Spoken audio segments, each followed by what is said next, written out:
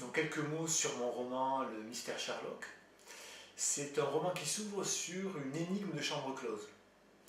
10 universitaires holmésiens, c'est-à-dire des spécialistes de Sherlock Holmes, sont réunis dans un hôtel suisse pour un colloque. Un colloque à l'issue duquel le meilleur d'entre eux sera désigné pour occuper la première chaire d'holmésologie de la Sorbonne.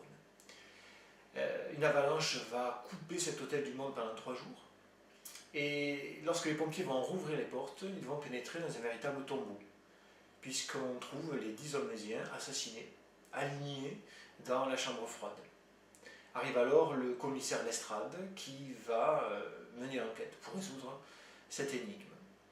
C'est donc un roman, un hommage à Agatha Christie, à Arthur Conan Doyle, au roman policier anglais en général, dont il reprend les figures traditionnelles. Un mystère de chambre close, des morts en cascade, la figure du détective et la résolution à la dernière page. Mais c'est aussi un hommage qui se veut décalé, ludique, volontiers humoristique, qui joue avec les clichés de la littérature policière afin de déstabiliser le lecteur dans ses attentes et l'amener lui-même à s'interroger sur le vrai et le faux dans cette enquête.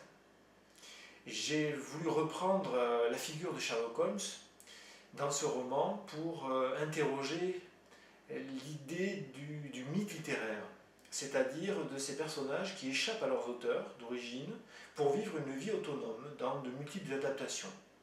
Ce sont des personnages passionnants parce qu'ils nous amènent à nous interroger sur l'influence de la littérature sur le réel, du lien entre la fiction et la réalité, et à nous interroger aussi sur le pouvoir des livres.